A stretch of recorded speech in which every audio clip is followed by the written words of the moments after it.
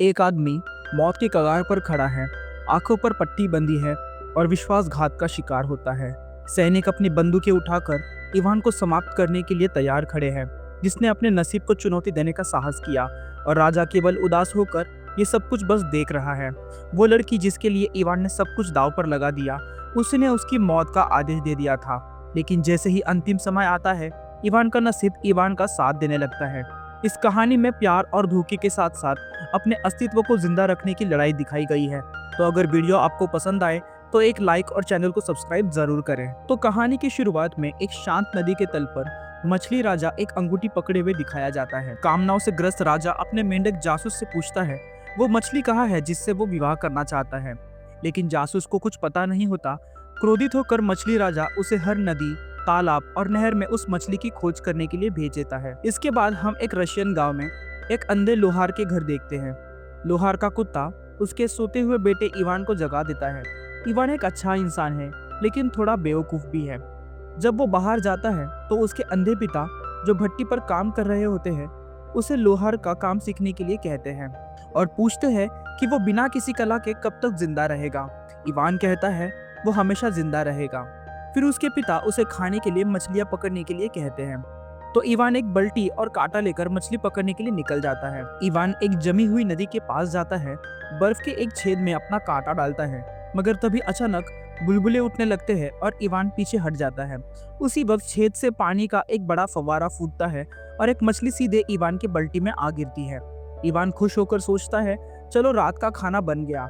वो वापस जाता है, मछली पकड़ने के लिए तैयार होता है। लेकिन तभी मछली बातें करने लगती है और उससे पूछती है कि इवान उसे कैसे पकाने वाला है। इवान घबराकर मछली से पूछता है वो कैसे बोल सकती है। मछली उससे कहती है कि वो बहुत कुछ कर सकती है और अगर वो उसे वापस नदी में फेंक दे तो वो उसकी 3 इच्छाएं पूरी कर देगी। ये सुनकर इवान बहुत खुश हो जाता है। वो मछली से कहता है वो उसे अपने इच्छाएं बाद में बताएगा और बेड पर लेट जाता है। वो मन ही मन सोचता है कि काश वो अपनी भट्टी से बाहर निकले बिना ही पूरा शहर घूम पाता। अचानक कुछ अजीब सा होता है, उसका घर ऊपर उठने लगता है। इवान पूछता है कि ये क्या हो रहा है। मछली उसे बताती है कि उसकी पहली इच्छा पूरी हो रही है, जिस पर इवान उससे कहता है उसने तो बस यूं ही कहा था। लेकिन मछली बताती है कि उसने फिर भी एक इच्छा की थी। पलक झपकते ही इवान, उसकी भट्टी और उसका घर बाहर आ जाते हैं और भट्टी कार की तरह चलने लगती है। मछली उसे बताती है कि भट्टी इसलिए आ रही है क्योंकि वह शहर को बिना बाहर निकले देखना चाहता था। ये सब देखकर इवान को अपनी आंखों पर विश्वास नहीं होता। बाहर काफी ठंड होती है, इस वजह से इवान कांपने लगता है और मन ही मन कहता है काश मौसम गर्म और हरा होता। बस ऐसा सोचते ही सारी बर्फ पिघल जाती है, गर्मियाँ आ जाती है, सब कुछ हरा हो जाता है और जमी हुई नदियाँ पिघल जाती है। मछली उसे बताती है उसकी 2 इच्छाएं पूरी हो गई है और बस एक ही बाकी है। इवान बाल्टी में रखी मछली लेता है और आगे बढ़ता है, ये कहते हुए कि लोग सही कहते हैं, वो बहुत बेवकूफ है, उसने 2 इच्छाएं बर्बाद कर दी थी। मछली उसे बताती है कि हर कोई अपनी सोच के हिसाब से चीजें मांगता है। जैसे ही वे आगे बढ़ते हैं, कुछ लुटेरे इवान को रोकते हैं और उसे लूटने की कोशिश करते हैं। इवान के पास पैसे नहीं है, इसलिए वे उसकी मछली छीनने की कोशिश करते हैं। लेकिन इवान एक रास्ता देखकर मछली वाली बल्टी उठा लेता है और भाग जाता है। लुटेरे उसका पीछा करते हैं। कोई रास्ता न देखकर इवान मछली को नदी में फेंक देता है और उसे कहता है कि वो वहां सुरक्षित रहेगी। क्रोधी लुटेरे उसे एक पेड़ पर उल्टा लटका देते हैं और चले जाते हैं। थोड़ी देर बाद एक खूबसूरत लड़की आती है, वो इवान को आजाद कर देती है और उसे नीचे उतारने में मदद भी करती है। इवान उसका चमकदार मछली के डिजाइन वाला दुपट्टा देखता है और समझ जाता है कि यही मछली है। वो उसका नाम पूछता है, जिस पर वो लड़की अपना नाम याना बताती है। इवान उसका दुपट्टा ले लेता है ताकि वो भाग ना सके। वो याना से कहता है कि उसकी तीसरी इच्छा अभी पूरी नहीं हुई है और वो सही समय आने पर इसका इस्तेमाल करेगा। याना पूछती है कि आगे क्या है। इवान कहता है कि वो सार की बेटी से शादी करना चाहता है। याना पूछती है कि क्या उसकी तीसरी इच्छा यही है, जिस पर इवान कहता है कि नहीं, वो खुद इसके लिए काम करेगा, उसे बस उसका साथ देना होगा। याना मान जाती है। अगले सीन में सार का महल दिखाया जाता है। राजकुमारी नैन्सी की दासी उसे बताती है कि अंग्रेजी राजदूत आ रहा है। नैन्सी बहुत खुश हो जाती है। वो हमेशा से एक अंग्रेजी लड़के से शादी करना चाहती थी। वो जल्दी से तैयार हो जाती है, लेकिन सार अंग्रेजों से सख्त नफरत करता था और वो नहीं चाहता था कि उसकी बेटी किसी अंग्रेज से शादी करे। जल्द ही अंग्रेज राजदूत महल में पहुंच जाता है और राजा को प्रभावित करने की कोशिश करता है ताकि राजकुमारी का वो हाथ मांग सके। वो राजकुमारी नैन्सी को एक छाता देता है जिससे कि वो बहुत ज्यादा खुश हो जाती है। सार को बिल्कुल भी अच्छा नहीं लग रहा था, इसलिए वो राजदूत से कहता है कि अंग्रेज सिर्फ लूटने के लिए आते हैं। राजदूत कहता है कि नहीं महाराज, मैं एक ऐसा उपहार लाया हूँ जो अंग्रेजों के बारे में आपकी राय को बदल देगा। इस बीच इवान और याना जार के राज्य में पहुंच जाते हैं। अंग्रेजी सार को एक ऐसी मशीन दिखाता है जो अपने आप संगीत बजाती है। राजदूत ने छुपके से उस मशीन के अंदर एक आदमी को मारा जो बटन दबाने पर संगीत बजाता था, लेकिन उसकी ये चाल किसी ने देखी नहीं थी। अब राजदूत जब अपना संगीत मशीन दिखा रहा होता है, इवान और याना महल की दीवारों से सब कुछ देख लेते हैं। सार प्रभावित तो नहीं होता और वो राजदूत से कहता है उसने ऐसी मशीन की जरूरत नहीं है, लेकिन नैन्सी अंग्रेजी राजदूत पर मोहित हो जाती है और उससे शादी करना चाहती थी। तभी इवान दौड़ कर आता है और राजा से कहता है कि उसे अपनी बेटी की शादी किसी अंग्रेज से करने की जरूरत नहीं है, वो एक ऐसा यंत्र लाएगा जो अपने आप संगीत बजाएगा। राजा बहुत ही ज्यादा खुश हो जाता है क्योंकि वो शादी रोकने के लिए कोई बहाना ढूंढ रहा था। तो राजा इवान से कहता है ठीक है, अगर तुम ऐसा वाद्य यंत्र लाते हो तो तुम जो चाहे मांग सकते हो। इवान पूछता है कि क्या वो राजकुमारी से शादी भी कर सकता है, जिस पर राजा भी हाँ कह देता है। लेकिन इस बात पर राजकुमारी बहुत ज्यादा नाराज हो जाती है और इवान को वो बिल्कुल भी पसंद नहीं करती। वह इवान को डराने की कोशिश करती है, लेकिन इवान अपनी बात पर अड़ा रह जाता है।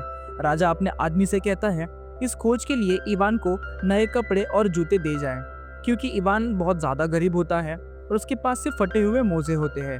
इवान बहुत खुश हो जाता है और बाहर जाकर याना को बताता है। याना इवान को बताती है कि एक ऐसा वाद्य यंत्र तो है, लेकिन उसे पाना बहुत मुश्किल है। इवान पूछता है ऐसा क्यों? तब याना उसे बताती है कि वो वाद्य यंत्र अंधेरे जंगल में एक बिल्ली के पास है और जो भी इसके पीछे गया है वो आज तक कभी जिंदा वापस नहीं आया।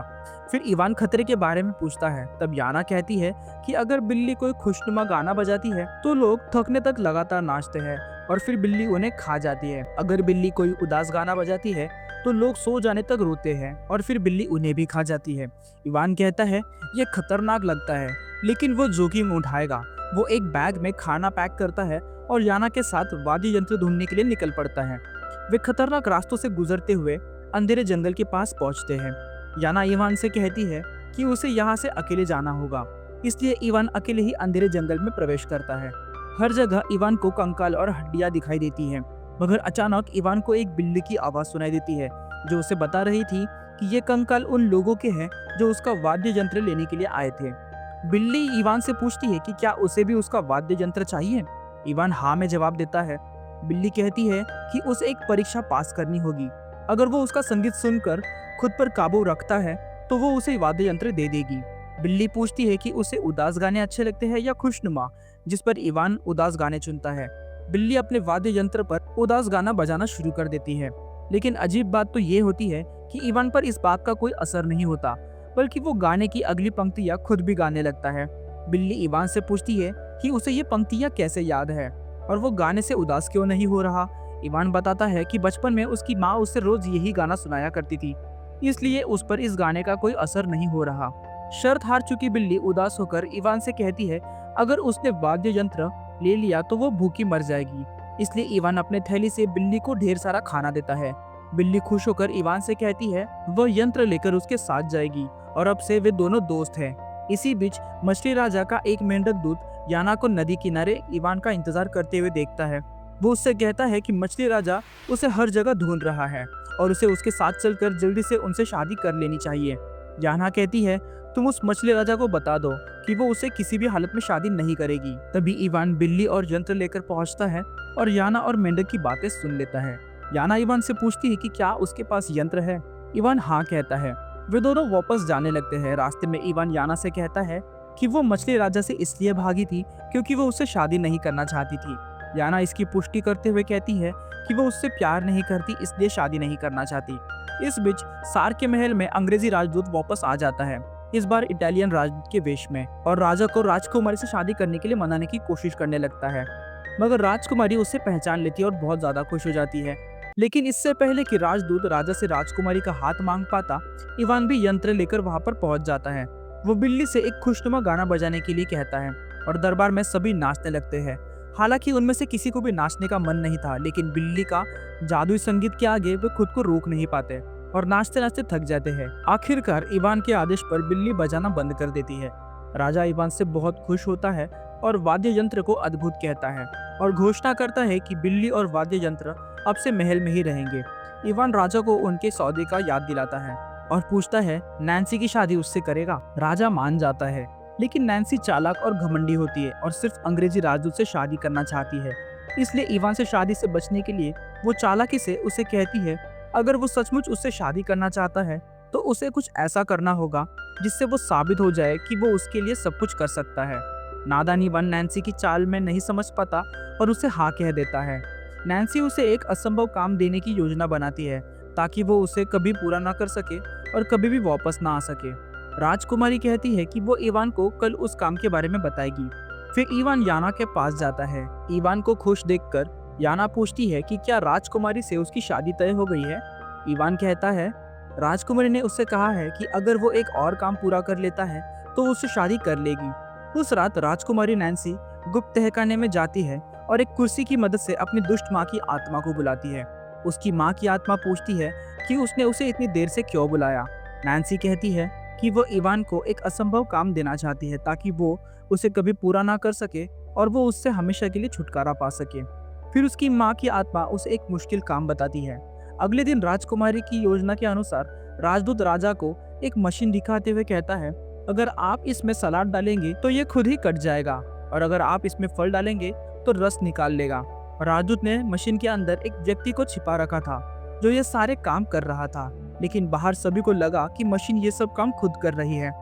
राजदूत राजा से पूछता है कि क्या उसके राज्य में भी ऐसा कोई मशीन है। राजा के जवाब देने से पहले ही नैन्सी अपनी माँ की योजना का पालन करते हुए अपने पिता से पूछती है कि क्या इवान कोई ऐसी मशीन या कोई ऐसी चीज ला सकता है जो अपने आप खाना परोसती हो और साफ भी हो जाए। राजा कहता है उसने ऐसे जादुई मेजपोश के बारे में सुना है लेकिन हकीकत में कभी देखा नहीं है। नैन्सी चतुराई से उससे कहती है कि अगर इवान ऐसा जादुई मेजपोश लाएगा तो वह उससे शादी कर लेगी। राजकुमारी की शर्त मानकर इवान याना के साथ जादुई मेजपोश लाने के लिए निकल पड़ता है। रास्ते में याना उसे बताती है कि ये जादुई मेजपोश दो भाई जॉन और रॉन के पास है। कई साल पहले वे शहर छोड़कर एक पहाड़ी इलाके में रहने चले गए थे। उन्हें बिना किसी मेहनत के खाना पीना मिल जाता था, इसलिए वे आलसी हो गए और इतना खा लिया कि उनका शरीर फूल गया और अब वे मुश्किल से चल पा रहे हैं। बातचीत करते करते वे एक गरीब बुजुर्ग जोड़े के घर में रुकते हैं, लेकिन अपनी गरीबी के बावजूद वे दोनों के बीच बहुत प्यार होता है। वहां से आगे बढ़ते हुए याना इवान से कहती है दो लोगों के बीच का प्यार सुई धागे की तरह होना चाहिए, जहां एक दूसरे के बिना अधूरा हो, बिल्कुल उस बुजुर्ग जोड़े की तरह। बातचीत करते करते वे खूबसूरत हरे भरे खेतों से गुजरते हुए ऊंची ऊंची चट्टानों से बनी पहाड़ियों के इलाके में वो पहुंच जाते हैं। उन ऊंची चट्टानों के बीच दोनों हट्टे कट्टे भाई जादुई मेजपोश लिए बैठे होते हैं। वे जादुई मेजपोश से 56 तरह के व्यंजन मंगाते हैं और पलक झपकते ही मेजपोश पर स्वादिष्ट खाना आ जाता है। फिर दोनों भाई जी भरकर खाते हैं। इवान और याना पहाड़ी की चोटी से ये सब कुछ देख रहे होते हैं। जब दोनों भाई खाते हुए थक जाते हैं तो इवान उनके पास आता है और मेजपोश मांगता है। ये सुनकर दोनों भाई क्रोधित हो जाते हैं। फिर इवान के सिर पर नारियल से वार करते हैं और उसे बेहोश कर देते हैं। याना इवान को जगाने आती है। वो उन दोनों भाइयों से पानी में अपना प्रतिबिंब देखने के लिए कहती है। जब वे पानी में अपना चेहरा देखते हैं तो वे खुद को पहचान ही नहीं पाते, क्योंकि उन्होंने इतने सालों में इतना खा लिया कि अब वे जानवरों जैसे लग रहे थे। खुद को इस हालत में देखकर दोनों भाई बहुत दुखी हो जाते हैं और याना से फिर से सामान्य होने का उपाय पूछते हैं। याना उनसे कहती है सबसे पहले तुम दोनों को इस जादुई मेजपोश से छुटकारा पाना होगा ताकि तुम्हारा आलस दूर हो जाए और तुम कड़ी मेहनत करो और सीमित खाना खाओ। ये सुनकर दोनों भाई याना से कहते हैं कि वो सही कह रही है और उसे मेजपोश ले जाने के लिए कहते हैं। तो याना मेजपोश लेकर चली जाती है। अब तक इवान को भी होश आ गया था और मेजपोश पाकर वो बहुत खुश होता है। वापसी के रास्ते में इवान राजकुमारी के लिए बगीचे से फूल तोड़ने लगता है। याना उससे बताती है कि उसे अभी तक समझ ही नहीं आया कि नैन्सी उससे शादी क्यों नहीं करना चाहती। वो जानबूझकर उसे मुश्किल काम दे रही है ताकि वो उन्हें पूरा ना कर सके और उससे छुटकारा पा सके। लेकिन इवान दिल का साफ होता है और याना को बताता है कि वो गलत है। फिर इवान याना का हाथ पकड़ लेता है और बताता है कि वो राजकुमारी को कैसे प्रपोज करेगा। उसकी दयालुता और मासूमियत देखकर याना भी इवान से प्यार करने लगती है। लेकिन इजहार नहीं कर पाती। इस बीच सार के महल में राजकुमारी और अंग्रेज राजदूत मजे कर रहे होते हैं। उन्हें लगता है कि इवान कभी वापस नहीं आएगा, लेकिन इवान आ जाता है। राज्य के लोग उसकी सफलता के लिए उसका भव्य स्वागत करते हैं और जश्न मनाते हैं। ये देखकर राजा याना से कहता है कि इन लोगों के बीच में इवान अब एक हीरो बन गया है। सब उसे पसंद करने लगे हैं, लेकिन नैन्सी को ये बर्दाश्त नहीं होता और वो किसी भी कीमत पर इवान से शादी नहीं करना चाहती थी। इसलिए वो वापस गोदाम में जाती है और अपनी माँ की आत्मा को बुलाकर पूछती है कि अब आगे क्या करना होगा। उसकी दुष्ट माँ उसे एक और खतरनाक योजना बताती है। अगले दिन दरबार में सबके सामने याना राजा से कहती है कि वो इवान से शादी करने के लिए तैयार तो है, लेकिन उसे अपनी माँ का आशीर्वाद चाहिए। इसलिए इवान को अंधेरी दुनिया में जाकर अपनी माँ से इजाजत लेनी होगी। राजा समझ जाता है कि उसकी बेटी इवान से शादी से बचने के लिए असंभव काम दे रही है, क्योंकि अंधेरी दुनिया में जिंदा जाना तो नामुमकिन होता है। राजा और इवान दोनों निराश हो जाते हैं, लेकिन इवान फिर भी काम करने के लिए राजी हो जाता है। इसके बाद वो याना के पास जाता है। याना उसे बताती है कि जिंदा वहां जाने का मतलब मौत के दरवाजे पर जाना है। इवान पूछता है कि वहां कैसे पहुंचा जाए, और इस बार वो अकेले ही जाएगा। याना कहती है कि अंधेरे जंगल के पार खतरे और कोहरे से भरी एक काली नदी है, और उसे पार करने से अंधेरी दुनिया का रास्ता खुल जाता है। लेकिन सबसे पहले वो याना को अपने अंधे पिता के पास ले जाता है, क्योंकि वो नहीं जानता था कि वो कभी अंधेरी दुनिया से वापस आ पाएगा या नहीं। इवान के पिता याना की आवाज सुनते हैं और कहते हैं कि उन्होंने कई दिनों से अपने बेटे की आवाज नहीं सुनी है और अंधे होने के कारण उसे ढूंढने नहीं जा सकते। ये सुनकर याना और इवान दोनों दुखी हो जाते हैं, और इसलिए इवान को अब अपने अंधे पिता का ऐसे हालत में छोड़ने पर पछतावा होता है। वो अपने पिता से माफी मांगता है और यात्रा के लिए उनका आशीर्वाद मांगता है। जैसे जैसे वे आगे बढ़ते हैं, वो याना से कहता है कि उसने अपनी पहली 2 इच्छाएं बर्बाद कर दी, लेकिन वो अपनी तीसरी इच्छा में अपने पिता की आंखों की रोशनी वापस पाना चाहता है। याना उसकी इच्छा पूरी करती है और उसके पिता की दृष्टि वापस आ जाती है। इवान कहता है कि वह उससे और परेशान नहीं करना चाहता, इसलिए अब वो आगे का रास्ता अकेले ही तय करेगा। वो याना को उसका मछली वाला दुपट्टा देकर उसे आजाद कर देता है। याना उसे बताती है कि उसे अभी भी समझ नहीं आया है। उनका रिश्ता सुई धागे जैसा है, इसलिए वो उसे मुसीबतों में नहीं छोड़ सकती। वो कहती है कि एक बार वो कामयाब हो गया तो वो उसे छोड़ सकती है। इवान याना के प्यार को समझ नहीं पाता, इसलिए याना खुलकर अपनी भावनाएं भी व्यक्त नहीं कर पाती। फिर वे दोनों इवान के साथ नाव पर बैठ जाते हैं और वे दोनों नदी में आगे बढ़ने लगते हैं। आगे बढ़ने पर उन्हें चारों ओर मौत के दूतों की मूर्तियां दिखाई देती है। याना कहती है कि यही से अंधकारमय लोक शुरू होता है। फिर वे नाव रोकते हैं और एक घाटी में उतर जाते हैं। इवान कहता है कि ये जगह बहुत अजीब है। तभी उस दुनिया का संरक्षक इवान से पूछता है कि वो यहाँ कैसे पहुंचा। याना कहती है कि वो उसके साथ आया था और संरक्षक को पिता करके हाक मारती है। इवान हैरान रह जाता है। संरक्षक पुष्टि करता है कि याना उसकी बेटी है। याना उसे बताती है कि जब से उसने उसे मछली बनने के लिए मजबूर किया है, तब से उसका उससे कोई रिश्ता नहीं है। संरक्षक कहता है कि उसे कुछ समय के लिए ऐसा करने के लिए मजबूर किया गया था, ताकि वो अनुभव प्राप्त कर सके। याना उसे बताती है कि वे रानी की आत्मा की तलाश में यहाँ पर आए थे। संरक्षक फिर उनके पास जाता है और उन्हें बताता है कि रानी एक धूर्त और क्रूर महिला थी, जिसने सत्ता हासिल करने और गरीबों पर अत्याचार करने के लिए राजा से शादी की थी। इसलिए उसकी आत्मा को इस दुनिया में सजा दी जा रही है और अंतकाल तक भूखा रखा जा रहा है। फिर संरक्षक रानी की आत्मा को बुलाता है। इवान उसे बताता है कि वो शर्त के अनुसार उसकी बेटी से शादी करने की अनुमति लेने आया था, लेकिन दुष्ट रानी मना कर देती है।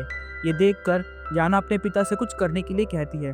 उसके पिता रानी को खाने की चीजें दिखाते हैं और कहते हैं कि वो हमेशा की भूख से तड़प रही है, और अगर वो इस भूख से बाहर निकलना चाहती है तो उसे इवान को अनुमति देनी होगी। मजबूर होकर रानी मान जाती है। अगला सीन में हमें सार का महल दिखाया जाता है। नैन्सी और राजदूत खाने के मेज पर आनंद ले रहे थे और बेचारा राजा उदास होकर उन्हें देख रहा था। लेकिन अचानक रानी की आत्मा थाली में प्रकट होती है और सभी को बताती है कि वो शादी के लिए अनुमति दे रही है। राजा बहुत खुश हो जाता है, लेकिन नैन्सी को बहुत गुस्सा आता है। इस बीच अंधेरी दुनिया में याना अपने पिता का शुक्रिया अदा करती है और इवान के साथ नाव पर सवार होकर वापस लौट जाती है। रास्ते में याना इवान से कहती है कि उसका सबसे मुश्किल काम पूरा हो गया है और अब इवान को उसकी जरूरत नहीं है। वो इवान से कहती है कि वो उसे भूल जाए, क्योंकि वो राजकुमारी से शादी तो करेगा ही, लेकिन इवान कहता है कि वो उसे कभी नहीं भूल सकता और ना ही भूल पाएगा। याना उसे बताती है कि जो लोग वहाँ से जिंदा लौटते हैं उनकी याददाश्त चली जाती है। दूसरी तरफ गुस्से से भरी नैन्सी स्टोर रूम में वापस जाती है और उसी कुर्सी को तोड़ना शुरू कर देती है, जिससे उसकी माँ की आत्मा वहाँ पर वापस प्रकट हो जाती है। उसकी माँ उसे बताती है कि उसे मजबूरी में इवान को अनुमति देनी पड़ी, लेकिन उसके पास एक ऐसी जानकारी है जिससे सारी समस्याएं हल हो जाएंगी। उसकी माँ कहती है कि इवान अकेला नहीं है, एक जादुई मछली ने अब तक उसकी सारे कारनामों में उसकी मदद की है और नैन्सी जानती है कि राज्य में जादू करने पर मौत की सजा मिलती है। नैन्सी कहती है कि अब उसे समझ आ गया है। इस बीच नदी में आगे बढ़ते हुए सुबह हो जाती है और जब इवान उठता है तो उसकी नाव नदी के किनारे पहुंच चुकी होती है, लेकिन उसके दिमाग से याना की सारी याददाश्त चली जाती है। इसलिए वो याना से पूछता है कि वो कौन है। याना कहती है कि वो बस एक आम नाव चालक है। फिर वो नाव से उतरकर जाने लगता है। फिर वहां से वो नैन्सी के पास जाता है और उसे बताता है कि उसने सारे काम पूरे कर लिए हैं, लेकिन उसे किसी और से प्यार हो गया है। हालांकि इवान को याद नहीं आता कि वो किससे प्यार करने लगा था। नैन्सी पूछती है कि क्या उसने सारे मुश्किल काम अकेले ही किए हैं। इवान जवाब देता है कि नहीं, हर बार किसी ने जादू से उसकी मदद की थी। जादू का जिक्र सुनकर नैन्सी सैनिकों से कहती है और इवान को गिरफ्तार करने के लिए कहती है। उसने जादू किया था और हमारे राज्य में इसकी सजा मौत है। ये कहकर वो इवान को बंदी बना लेती है। इवान हैरान होता है कि जिस इंसान के लिए उसने अपनी जान जोखिम में डाली, वही उसके साथ ऐसा कर रहा है। अगले दिन इवान की आंखों पर पट्टी बांध दी जाती और उसे सबके सामने मौत की सजा सुनाई दी जाती है। राजा ऐसा नहीं चाहता था, लेकिन राज्य के कानून से वह भी बंधा हुआ होता है। सजा के मुताबिक सैनिक इवान को गोली मारने के लिए तैयार हो जाते हैं, लेकिन उससे ठीक पहले याना आ जाती है। वो नैन्सी से कहती है कि वो उसे छोड़ दे और बदले में वो हमेशा के लिए उसकी गुलाम बन जाएगी और नैन्सी को अपना मछली वाला दुपट्टा दे देती है। नैन्सी खुश हो जाती है और इवान की सजा से मुक्ति कर देती है, लेकिन दुपट्टा पाकर नैन्सी अब बहुत ज्यादा घमंडी हो गई थी। फिर वो अपने पिता को एक कमरे में कैद कर लेती है और खुद को रानी घोषित कर देती है। ताज पहनने के बाद नैन्सी याना से कहती है कि उसकी पहली इच्छा पूरी कर दी गई है और अब उसकी दूसरी इच्छा है कि इंग्लैंड का राजकुमार उसे शादी का प्रस्ताव भेजे। याना के जादू से अंग्रेजी सैनिक राजकुमारी के लिए शादी का प्रस्ताव लेकर तुरंत पहुंच जाता है। ये देखकर नैन्सी का प्रेमी अंग्रेजी राजदूत उससे पूछता है कि क्या वो उससे शादी नहीं करना चाहती, जिस पर नैन्सी कहती है कि अगर इंग्लैंड का राजकुमार उससे शादी कर सकता है तो वो उससे शादी क्यों ही करेगी। फिर वो सैनिकों को आदेश देती है कि राजदूत को महल में झाड़ू पोछे का काम लगा दिया जाए। इस बीच इवान, जिसे बाहर निकाल दिया गया था, याना के साथ साथ जहाँ पर वो गया था वहाँ पर भटकता रहता है, लेकिन उसे कुछ भी याद नहीं आ रहा था। फिर जब वो रात में अपने पिता के घर जाता है तो जॉन और रॉन दोनों भाई वहीं पर मौजूद होते हैं। इवान के पिता उसे बताते हैं कि वो पिछली बार याना के साथ यहाँ पर आया था। तभी इवान की नजर जॉन के हाथों में सुई और धागे पर पड़ती है, जिससे उसे याना के साथ बिताए सारे पल याद आ जाते हैं और अब वो अपने प्यार को ढूंढने के लिए निकल पड़ता है। उसकी मदद के लिए उसके पिता जॉन और रॉन के साथ अपनी भट्टी लेकर निकल पड़ते हैं। वे भट्टी की मदद से महल का दरवाजा तोड़ देते हैं और अंदर इवान याना से कहता है कि अब उसे सब कुछ याद आ गया है। ये देखकर नैन्सी इवान से कहती है कि अब वो उसकी गुलाम है। इवान अपने पिता रॉन और जॉन के साथ नैन्सी के सामने खड़ा होता है और उससे कहता है कि वो याना को आजाद कर दे, वरना उसके सैनिकों को वो कुचल देंगे। नैन्सी लालची होती है, इसलिए वो याना से कहती है कि वो अपनी तीसरी इच्छा मांगनी चाहती है ताकि वो भी उसकी तरह एक जादूगरनी बन जाएगी। याना उसकी आखिरी इच्छा भी पूरी कर देती है और नैन्सी को एक मछली में बदल देती है।